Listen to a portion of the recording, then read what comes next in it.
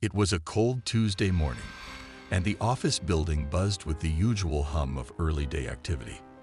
Phones rang, keyboards clattered, and the faint aroma of fresh coffee drifted through the air. In the heart of it all was Mr. Preston, the building manager, a man known for his sharp suits, sharper tongue, and an ego that often stretched taller than the skyscraper he managed. To many, Preston was a figure of authority, calculated, demanding, and at times, overbearing. But to those who worked under him, especially those he deemed beneath his status, he was something much worse. In the basement of the building, hidden from the polished glass walls and leather chairs of the upper floors, was Harold. Harold had been a janitor here for over 3 decades. He wasn't just a fixture in the building. He was its backbone. Everyone who took the time to notice knew Harold. His warm smile was as constant as the sunrise, and his quiet wisdom seemed to bring a calm to even the most chaotic days. Harold didn't say much, but when he spoke, it was with purpose. At 67 years old, he moved slower than he used to, but his dedication never wavered. That morning, as Harold pushed his mop bucket down the gleaming tile hallway of the ground floor, he had no idea his routine was about to take a turn. Preston, frustrated from a meeting that hadn't gone his way, stormed through the lobby. He muttered something under his breath about incompetent staff as he passed Harold without so much as a glance. Harold, as usual, just offered a polite nod. His kind eyes watching Preston march toward the restroom with a thunderous expression. Inside the restroom, Preston took a moment to himself, standing in front of the mirror and straightening his tie. His reflection stared back at him, but instead of calming him, it seemed to amplify his frustration. That's when he heard the door creak open behind him. Harold had entered, his mop bucket rolling softly against the tiles. "Morning, sir," Harold said quietly, as he always did. He began to clean, starting with the sink farthest from Preston, working carefully not to disturb the manager. But Preston wasn't in the mood for politeness or patience. He turned sharply, his voice cutting through the quiet. "Can't you see I'm in here? Is this really the best time for you to be mopping floors?" Harold paused for a moment, then looked up, calm as ever. "Just trying to keep the place clean, sir. Won't be long." Preston rolled his eyes, but before he could reply, the sound of a toilet flushing echoed from one of the stalls. Both men froze for a moment. Preston, caught off guard, glanced in the direction of the sound. He hadn't noticed anyone else enter the restroom. What followed was a silence so tense, it seemed to hang in the air like a storm cloud. Harold resumed his mopping, seemingly unaffected, but Preston's irritation was evident. As the seconds dragged on, the stall door remained shut. Preston, his temper flaring, turned his attention back to Harold, unleashing his frustration in a way that would leave anyone listening shocked. "You know," Preston started, his voice dripping with condescension, "it's people like you who make this place unbearable sometimes. Do you even know how lucky you are to have a job here? You're slow, you're old, and frankly, I don't see how you're still working here. Someone like me wouldn't waste their time doing that." He motioned to the mop with a dismissive wave of his hand. Harold, ever composed, kept his head down and continued his work. But there was something about his silence that seemed to bother Preston even more. He continued, his words becoming sharper, more cutting, and more personal. He spoke loudly, as though he wanted to be heard, as if belittling Harold in such a way gave him a sense of power. And yet, the stall door remained closed. Harold didn't respond, didn't flinch. He simply wiped the last sink and began to gather his supplies. But as Preston opened his mouth to deliver another insult, the unmistakable sound of a stall lock clicking open echoed through the restroom. Preston turned toward the sound, his face a mix of confusion and sudden unease. From behind the stall door stepped a figure neither man had expected, a presence that would shift the dynamics of the conversation and turn this moment into something far bigger than either of them could have anticipated. And in that instant, Preston's smug demeanor faltered, his words catching in his throat. He had no idea what was coming next. The restroom fell silent as the stall door swung open. A pair of polished black shoes stepped out, followed by the rest of the figure. The man who emerged was tall, composed, and exuded an air of authority that made the room feel smaller in his presence. He adjusted his navy blazer with deliberate ease, his eyes scanning the scene. There was something about him, an unshakable confidence that commanded attention without saying a word. Preston froze, his sharp tongue suddenly paralyzed. His arrogant posture softened, and the flush of embarrassment crept up his neck. It was clear he hadn't expected anyone of importance to be in the room, least of all someone like this. Harold, however, glanced up briefly, then returned to his mopping, his expression unreadable. "Good morning," the man said, his voice calm but laced with an undertone of authority. He looked at Preston with a steady gaze, his face revealing none of his thoughts. Preston stumbled over his words, attempting to recover from the situation.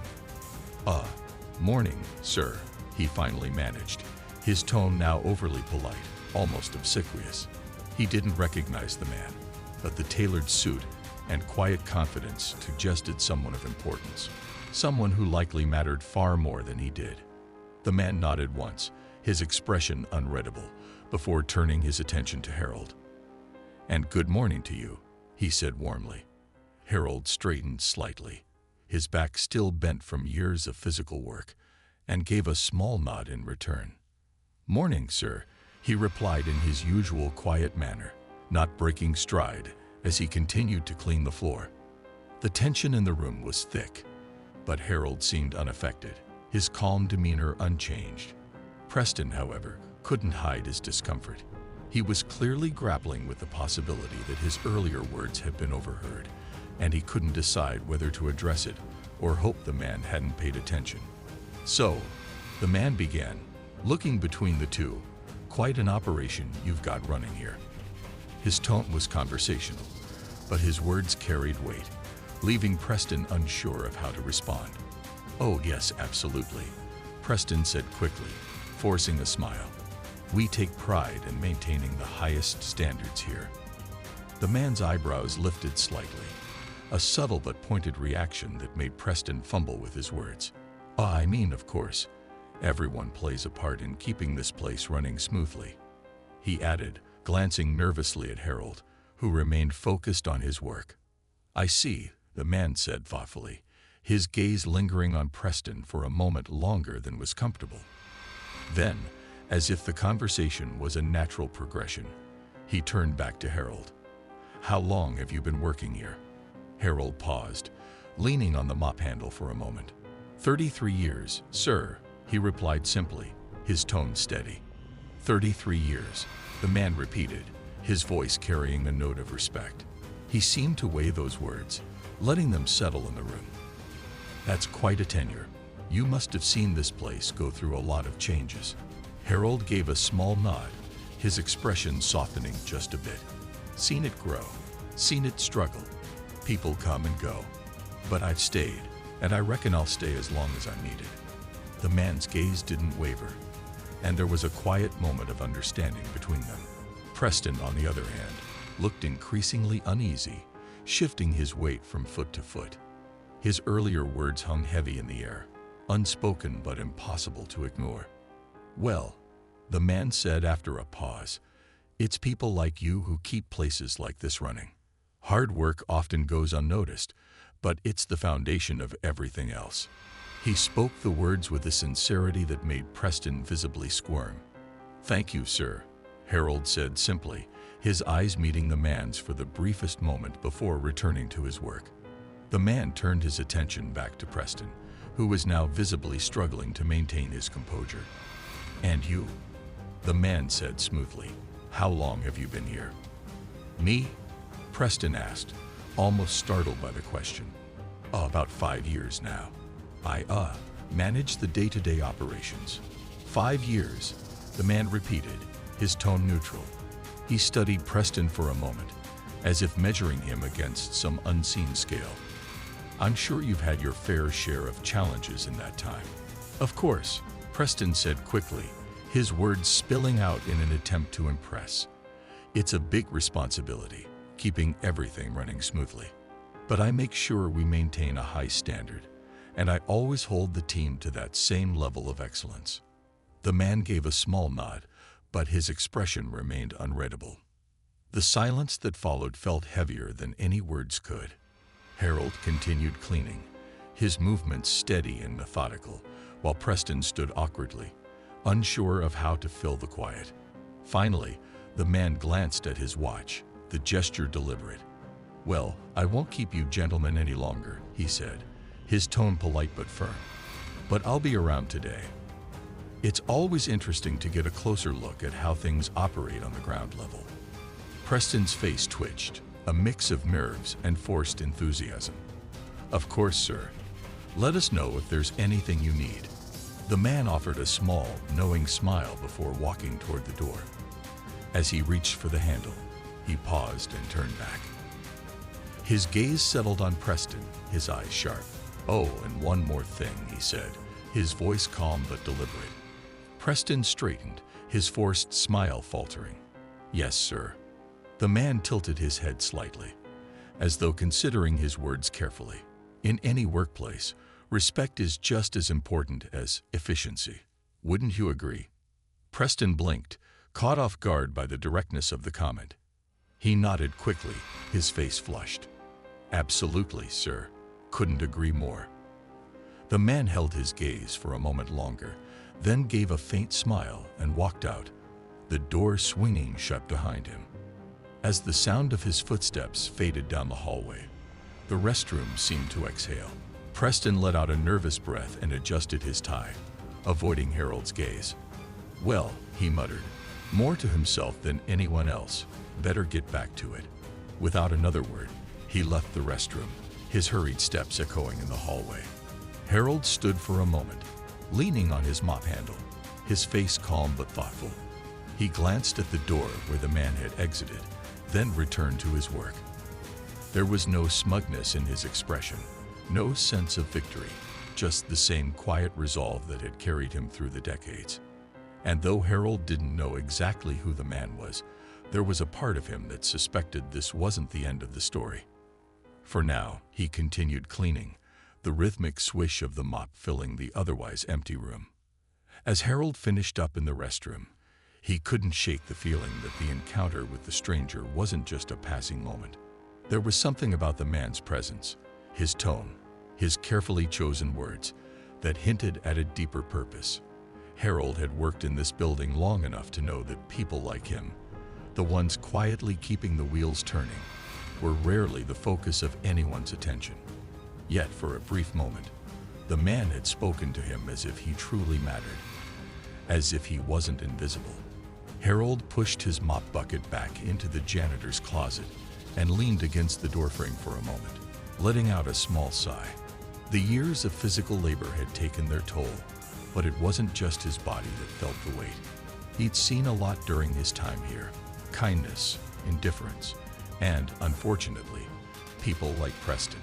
Over the years, Harold had learned to let the harsh words and dismissive attitudes roll off his back, but something about the way Preston had spoken to him earlier lingered. Meanwhile, upstairs, Preston was pacing in his office, his mind racing. He replayed the restroom encounter over and over, trying to piece together who the man might have been. There was no denying the authority he carried. It was the kind of confidence that came from power, real power. Preston prided himself on knowing every important person who stepped foot in the building, but this man didn't match anyone he recognized. The uncertainty gnawed at him.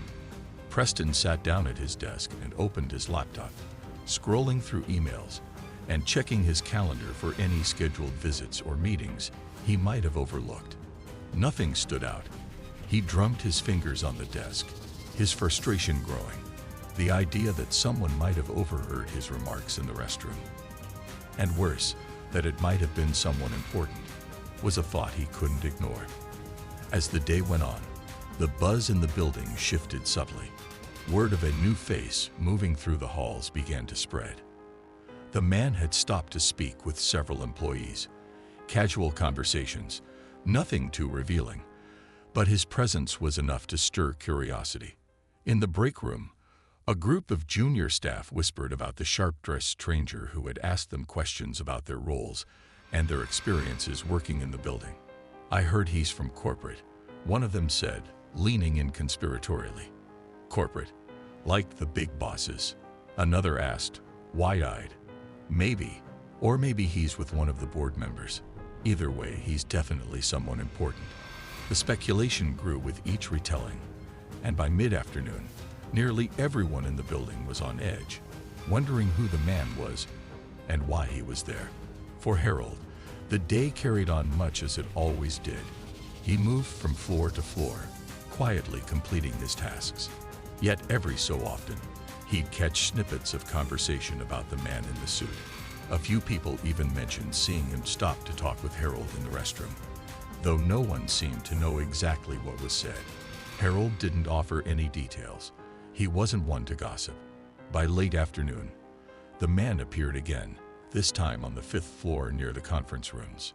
Preston, who had been hovering nervously near the area all day, spotted him immediately and rushed over, plastering on a professional smile.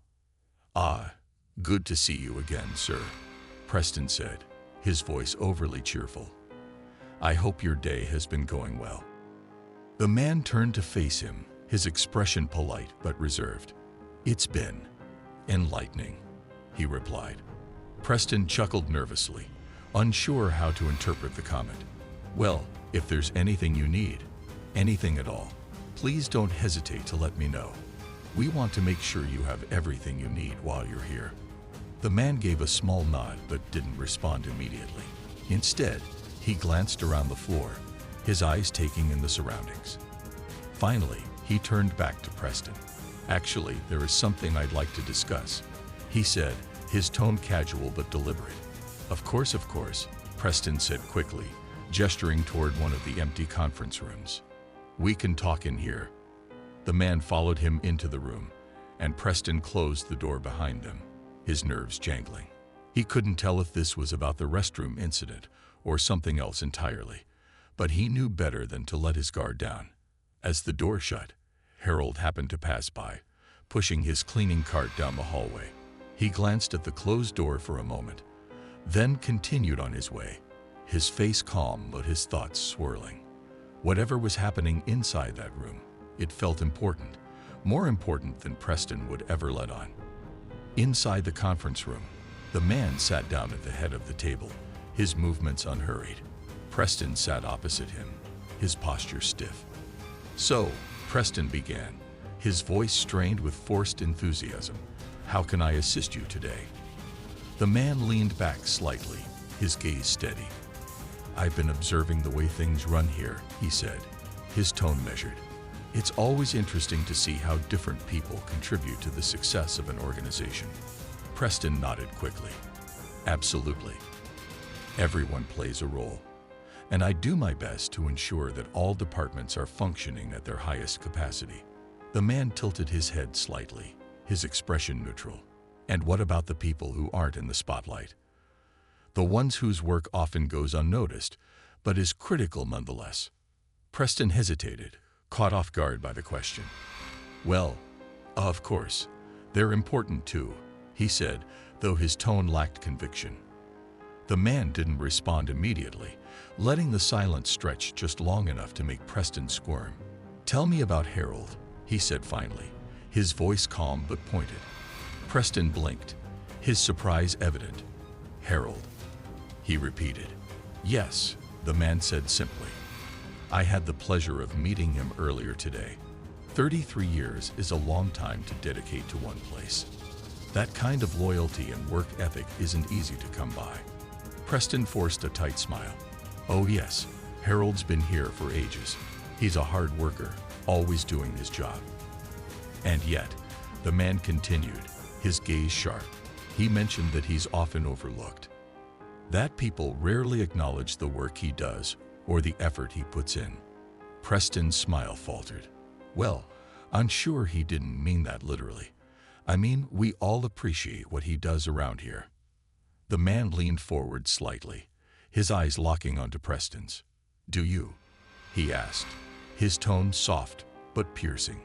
Preston swallowed hard, the weight of the question settling heavily in the room. For the first time all day, he was at a loss for words. The man didn't wait for an answer. He stood up, adjusting his blazer.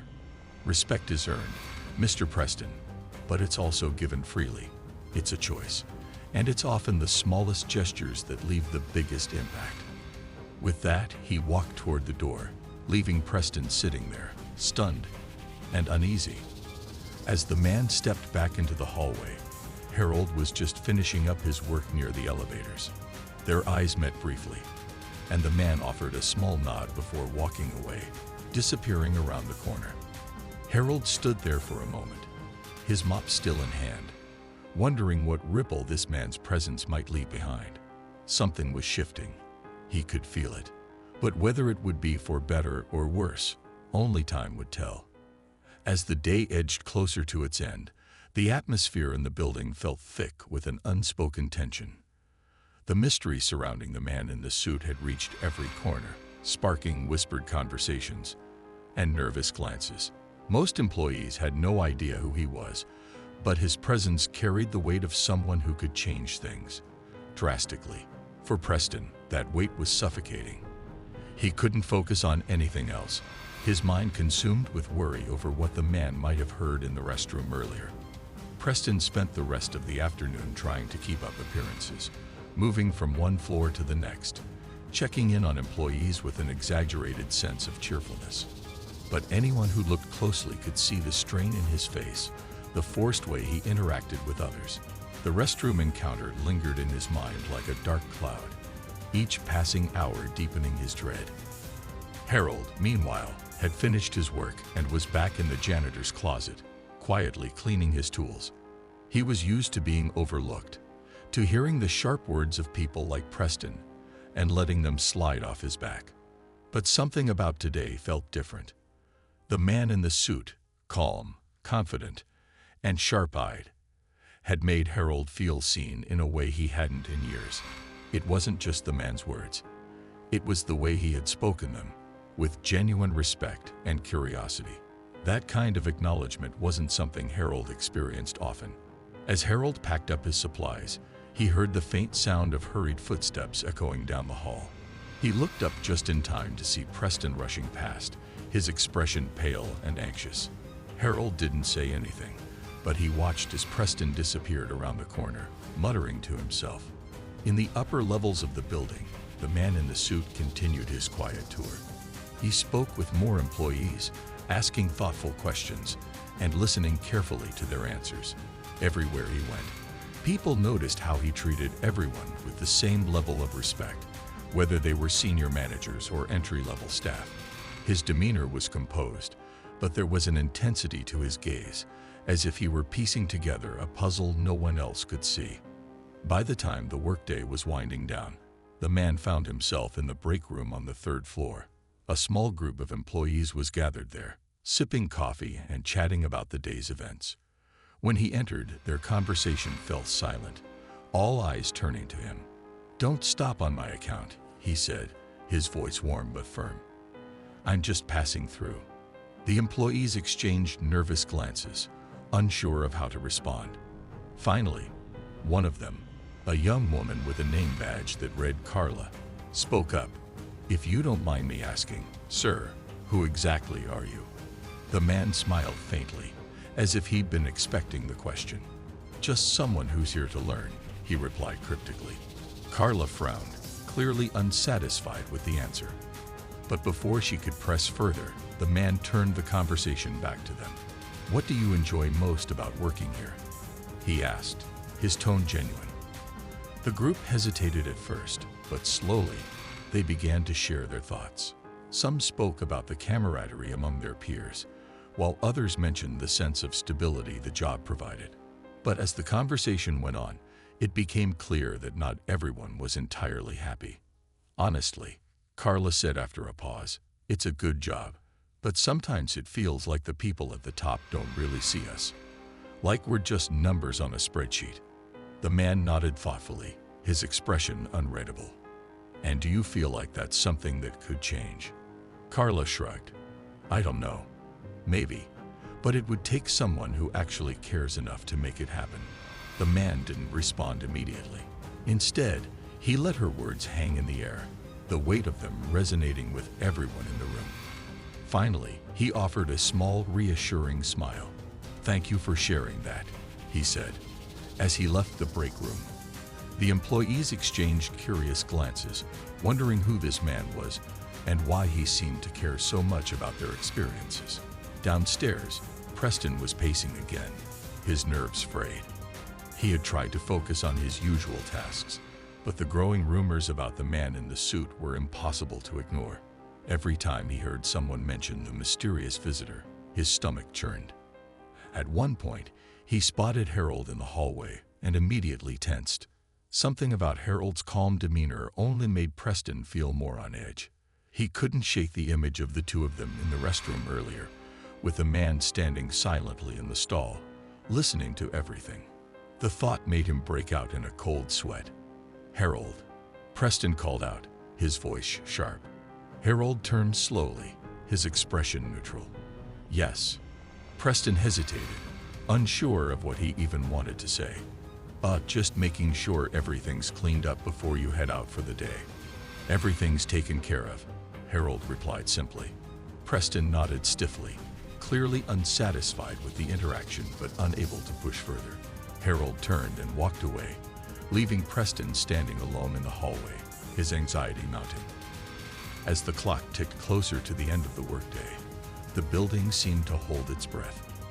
The man in the suit had vanished from sight, and no one knew where he had gone or what he was doing. Employees whispered in hushed tones, speculating about his identity and his purpose. Preston, now holed up in his office, was practically unraveling. He kept glancing at the door, half expecting the man to walk in at any moment.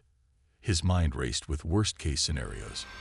What if the man was from corporate? What if he was here to audit the company? What if he'd heard Preston's remarks in the restroom and was planning to report him? The uncertainty was unbearable, and Preston found himself pacing again, his heart pounding in his chest. He thought about Harold, about the years he had spent working quietly in the background, and for the first time, Preston began to feel the weight of his own actions. But before he could dwell on it further, there was a knock at the door. The sound was sharp and deliberate, cutting through the silence like a blade. Preston froze, his breath catching in his throat. "Come in," he said, his voice barely audible. The door opened slowly, and there he was, the man in the suit, standing tall and composed, his expression as calm and unreadable as ever. He stepped into the room and closed the door behind him, the soft click of the latch echoing in the space. Preston swallowed hard, his palms sweating. Hello again, sir," he stammered, forcing a weak smile. The man didn't respond immediately. Instead, he walked over to the desk, his movements unhurried, and took a seat across from Preston. For a moment, he said nothing, simply studying Preston with an intensity that made the air feel heavy. Finally, he spoke, his voice calm but firm. "We need to have a conversation." And just like that, the room seemed to shrink, the weight of the moment pressing down on both of them. Preston's heart raced as he braced himself for what was to come, knowing that whatever the man had to say could change everything. Preston shifted uncomfortably in his chair, his mind racing to anticipate what the man might say.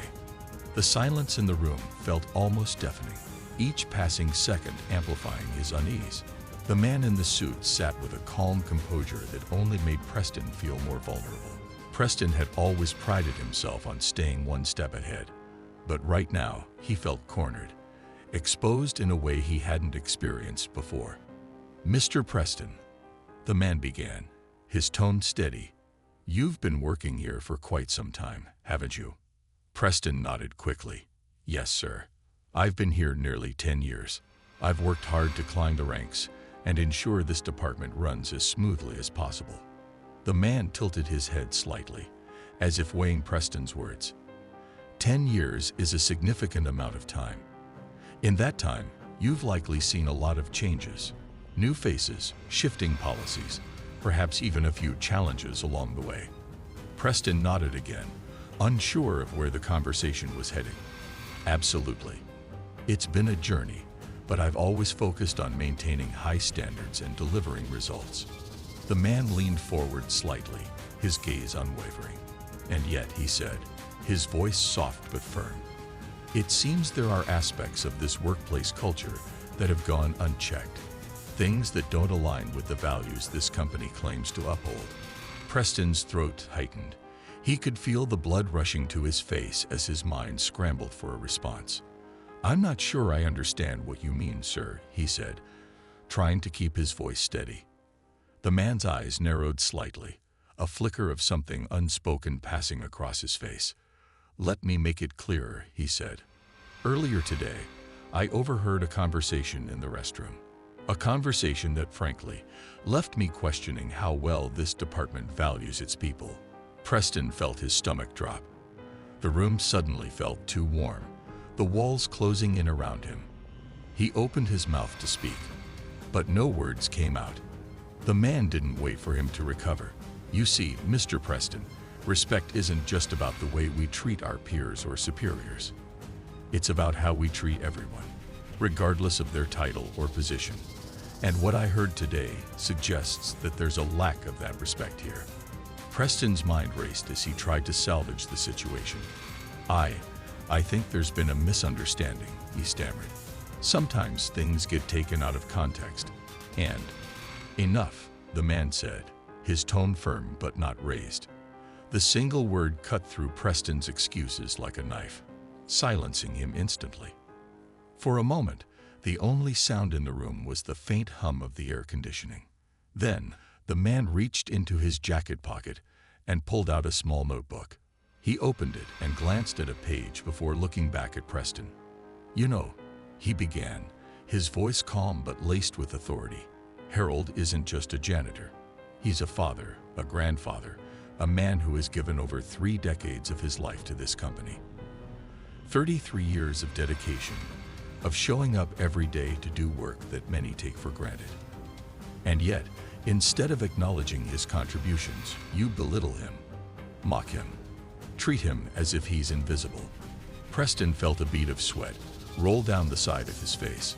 He wanted to deny it, to argue that it wasn't as bad as the man was making it out to be, but he knew the truth. He had crossed a line, and now he was paying the price. The man closed the notebook and set it on the table in front of him. Here's what you don't realize, he said, leaning forward. People like Harold are the backbone of this organization. Without them, none of this. He gestured around the room. Would function. And when you fail to see that, when you fail to show even a basic level of decency and respect, you undermine everything this company stands for. Preston's hands were trembling now, his heart pounding in his chest. I didn't mean any harm, he said weakly. It was just a joke, a poor choice of words. The man raised an eyebrow, his expression hardening. A joke? Is that what you'd call it? Because it didn't sound like a joke to me. And I'm certain it didn't feel like one to Harold. Preston had no response. The weight of the man's words was crushing, leaving him grasping for an explanation that wouldn't come. But then, just as the tension in the room seemed to reach its peak, there was a knock at the door. Both men turned to look as the door opened slowly, revealing Harold standing in the doorway. Preston's face went pale. He hadn't expected to see Harold again, not like this. Harold stepped into the room, his expression calm but unreadable. Am I interrupting? Harold asked, his voice steady. The man in the suit shook his head. Not at all. In fact, I think your timing is perfect. Harold glanced between the two men, his gaze settling on Preston. I heard there was a conversation happening about respect, he said. Figured I might have something to add. Preston's heart sank. He knew this wasn't going to end well, but there was no escaping it now. Harold's presence in the room changed everything, raising the stakes to a level Preston hadn't anticipated. The man in the suit gestured for Harold to take a seat, and as he did, Preston felt the walls closing in even further. Whatever was about to happen, it was clear that this wasn't just about a single incident in the restroom. This was bigger, much bigger. and Preston was at the center of it. The tension in the room was palpable, the air thick with unspoken words. As Harold began to speak, his voice calm but deliberate, Preston realized that this was the moment where everything would change. The conflict had escalated to a point of no return, and there was no telling what the outcome would be. Harold sat down slowly, his hands resting on the edge of the table, his gaze steady as he looked first at the man in the suit, then at Preston. The room was silent for a moment, the tension almost tangible, as if everyone was waiting for Harold to say something that would tip the scales. Preston sat frozen, his mind racing to figure out how he could salvage the situation, but he couldn't form a single coherent thought. Harold finally broke the silence. "I've been with this company for 33 years, he began, his voice even and calm. "I've seen a lot of people come and go. Some have been kind, some indifferent, and some." His eyes flicked to Preston for just a moment before continuing. "Well, let's just say not everyone understands the value of what we do." Preston shifted uncomfortably in his chair, feeling the weight of Harold's words. He opened his mouth to speak, to try and explain himself, but Harold raised a hand, silencing him without a word. "I'm not here to hold grudges," Harold said, his voice steady. "I'm not here to dwell on what's been said or done in the past. But I think it's important to remind everyone, especially people in positions of power, that respect is a two-way street. It doesn't matter if you're a janitor, a manager, or the CEO.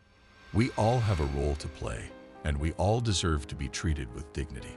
The man in the suit leaned back in his chair, his expression unreadable, but there was a faint glimmer of approval in his eyes. "Well said," he remarked quietly. Harold turned to Preston, his gaze unwavering. "I've heard you say a lot of things over the years, Preston," he said. "Some of them hurt, but I let them go because I figured it wasn't worth the fight. But today," he paused, his voice faltering slightly before he steadied himself. "Today was different, not because of what you said, but because of who heard it." Preston's face drained of color, and his stomach churned as Harold's words sank in. He felt exposed, as though every action he'd ever taken was being laid bare in front of him. "Mr. Evans," the man in the suit said suddenly, addressing Harold with a respectful nod, "thank you for sharing that. Your perspective is invaluable, and I want you to know that everything you've said today will be taken into account." Harold nodded but didn't look away from Preston.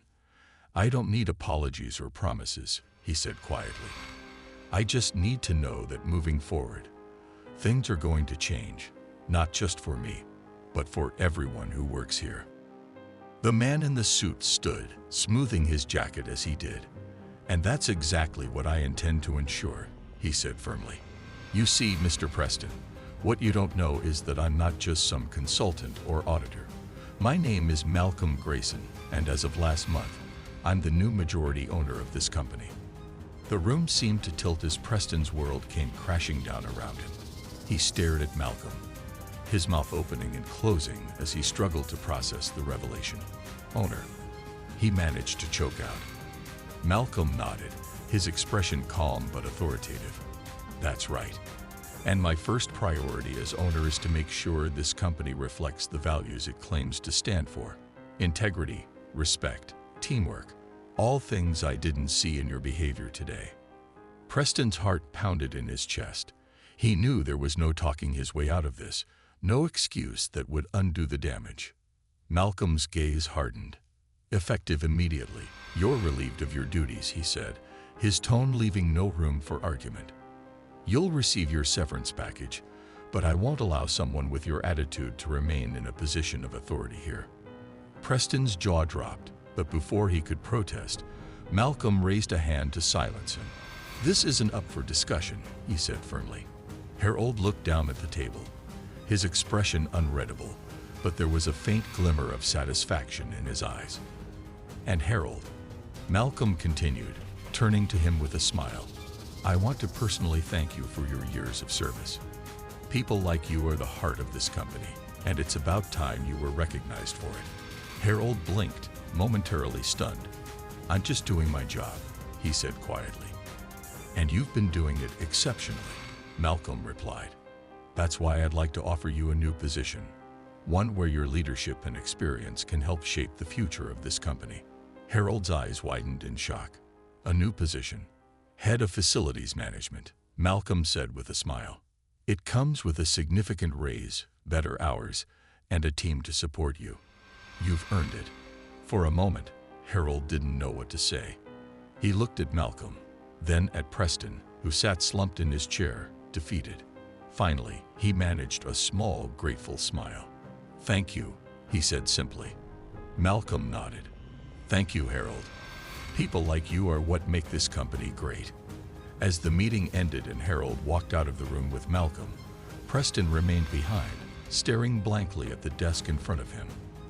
The gravity of what had just happened settled over him like a heavy weight, and for the first time, he realized the cost of his actions. But just as he thought the day couldn't get any worse, there was one final twist. Malcolm paused at the doorway, turning back to Preston with a thoughtful expression. Oh, and Mr. Preston, he said, his voice calm but pointed, don't think this ends here. I'll be conducting a full review of your tenure at this company. If I find any more incidents like today's, we'll be pursuing further action. Preston's heart sank as Malcolm walked away, leaving him alone in the empty room. The weight of his actions, and their consequences, finally hit him in full force. He had lost everything, and it was no one's fault but his own. Preston sat alone in the conference room long after Malcolm and Harold had left, the weight of the day's events pressing down on him like a physical burden. He replayed the conversation in his mind, the words hitting harder now that he had nothing left to say or defend. It wasn't just about the job he had lost. It was the realization of what had led him to this point. For years, he had justified his behavior, dismissing his actions as harmless or inconsequential. But now, stripped of his authority and faced with the undeniable truth, he saw himself for what he truly was, a man who had used his position to tear others down instead of lifting them up. He leaned back in the chair, staring at the ceiling as the hum of the building's air conditioning filled the silence.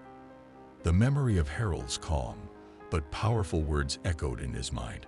Harold hadn't come into that room to seek revenge or demand retribution. He had spoken with dignity, reminding everyone of the value of respect and humanity.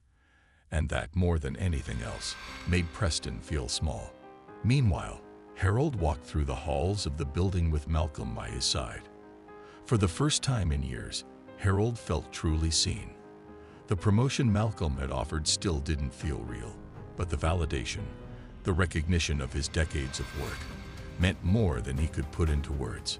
Harold had never sought the spotlight or accolades. He had simply done his job, taking pride in contributing to something bigger than himself. Yet, knowing that his efforts hadn't gone unnoticed filled him with a quiet sense of pride. As they reached Harold's usual workstation, Malcolm paused and turned to him. I'll have the HR team walk you through the transition process for your new role, Malcolm said with a warm smile. But I want you to take your time settling in. No rush. And if you have any suggestions for how we can improve things for you or the team, my door is always open. Harold nodded, a small but genuine smile spreading across his face. Thank you, he said. I appreciate that. Malcolm shook his hand firmly. The company needs more people like you, Harold. This is just the beginning. After Malcolm walked away, Harold took a moment to stand in the quiet of the building. The janitorial cart, which had been his companion for so many years, stood nearby, and he reached out to touch it, feeling a pang of nostalgia. This cart had been a part of his life for decades, and while he was ready for the next chapter, it was hard not to feel the weight of the memories it carried. Later that evening, Harold returned home to his modest but cozy house, where his family was waiting for him. His grandchildren ran up to him as he walked through the door, their laughter filling the air. His daughter, Angela, greeted him with a warm hug. "How was your day, Dad?" she asked, her eyes full of concern and love. Harold smiled, the weight of the day finally lifting as he looked at the faces of the people who mattered most. "It was eventful," he said with a chuckle, but I think things are about to change for the better." Angela raised an eyebrow, sensing there was more to the story, but she didn't press him. She knew her father well enough to understand that he would share when he was ready. For now, it was enough to see him smiling, a lightness in his step that hadn't been there in a long time. As the evening wore on, Harold sat in his favorite chair with his grandchildren gathered around him. They begged him for one of his famous bedtime stories, and he obliged, weaving a tale about kindness, resilience, and the importance of treating others with respect.